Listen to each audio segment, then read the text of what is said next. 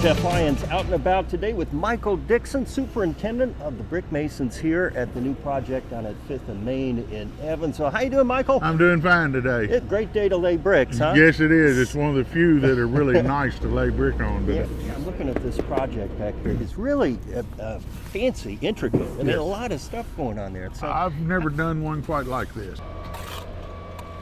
talk about your guys up here. Now, this crew behind me has been working. I've been watching them all day yesterday. How many bricks you have to lay in a day? Like, you have a number somebody tells you? Well, they used to always say they want 1,000 standard brick laid, but there never was a whole lot of people that did that every day.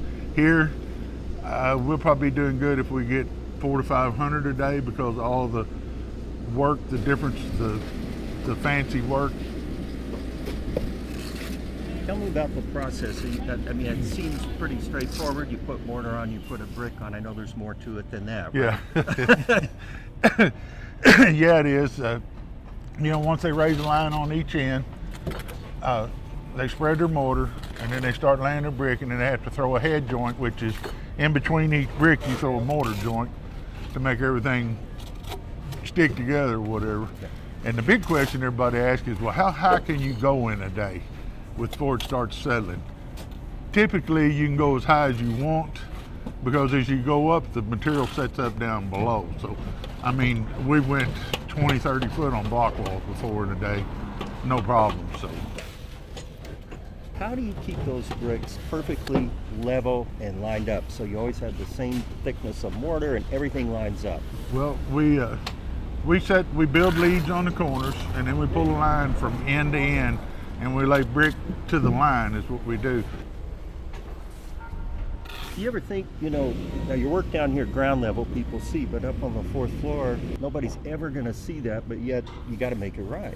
Yes, we make it right. And I'm gonna brag on my craft a little bit. We're all union bricklayers out of the Evansville local here, and our laborers are out of the laborers local.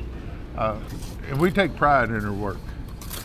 I really don't think our company intended to make a lot of money on this building, but they wanted to do it because it's part of the historic downtown. They wanted their name on this project. And in that aspect, I mean, I want everybody to do the best they can, and we want it to look like something we'd show our grandkids. Look, Papa did this, and you see how straight everything looks, and that's good. And matter of fact, the owners of the projects have made the comment to me 4 or 5 times, and even to my boss, Zach Fleener, that we ain't never had anybody do as good a job laying brick on one of our buildings as this. Now, you've been doing this a long time. Did it start out with Legos as a kid, or how do you get into bricklaying? No, I guess I was just fortunate or unfortunate, however you want to look at it. My dad was a union brick mason, and I couldn't wait to get out of high school. I didn't want to go to college, so then it leaves construction industry, and you end up getting married, have a kid, then you're not stuck in a rut, but you find something to do to make a living for your family. And that's where I'm at. I've made a decent living. I'm not rich by any means, but I'm proud of my trade, and I enjoy the camaraderie of all the guys. Everybody here's got a different personality. And of course, I'm a big bull esser from way back. I like to laugh and carry on at work rather than everything just be so hardcore and serious.